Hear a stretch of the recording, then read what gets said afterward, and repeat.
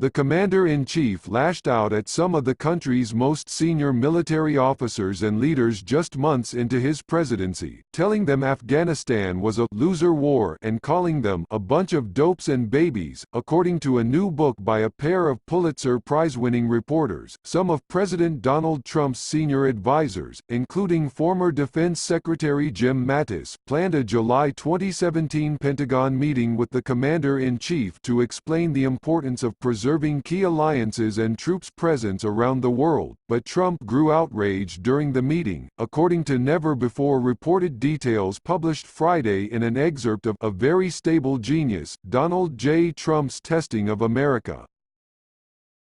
The book, by Washington Post reporters Carol Leonnig and Philip Rucker, will be released Tuesday. Trump, according to the book, began referring to the Afghanistan War as a loser war and telling the Joint Chiefs and others in the room they don't know how to win anymore. Related, Trump's band of my generals is disbanding. You're all losers, the president said, according to the excerpt. I wouldn't go to war with you people, he added. You're a bunch of dopes and babies. The meeting had been led by Mattis, along with former Secretary of State Rex Tillerson and then Director of the National Economic Council Gary Cohn. All the Joint Chiefs were at the meeting, which at the time included Marine Gen. Joe Dunford, the chairman, Army Chief of Staff General Mark Milley, Marine Commandant General Robert Neller, Chief of Naval Operations John Richardson, and Air Force Chief of Staff General David Goldfein. Mattis, Tillerson and Cohn had grown alarmed by gaping holes in Trump's knowledge of history, especially the key alliances forged following World War II, according to the book.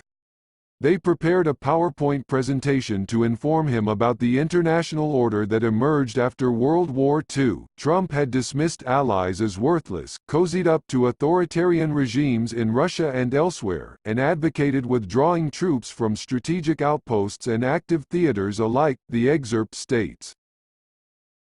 After Trump's reported tirade during the meeting, no one spoke up.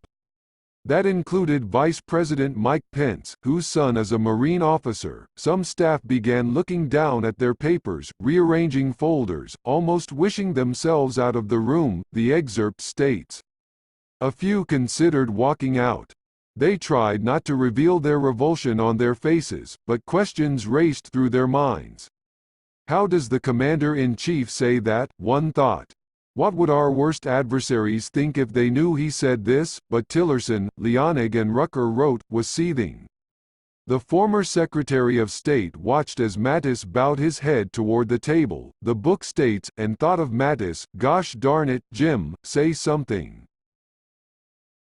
Why aren't you saying something? Tillerson later told aides that it was in that moment that he realized Mattis was genetically a Marine, unable to talk back to his commander-in-chief, no matter what nonsense came out of his mouth. According to the book, then, Tillerson spoke up, Mr. President, you're totally wrong, he said, according to the excerpt. After the meeting, Tillerson famously called Trump a moron, which was reported by NBC News in October 2017. In another December 2017 meeting in the White House's Situation Room, Tillerson again stood up for the generals, admirals, and other military leaders during a meeting in which Trump said he wanted the U.S. to make money from troops being based in foreign countries around the world. I've never put on a uniform, but I know this, Tillerson said, according to the book. Every person who has put on a uniform, the people in this room, they don't do it to make a buck. They did it for their country, to protect us. I want everyone to be clear about how much we as a country value their service. Tillerson was later fired by Trump over Twitter in March 2018.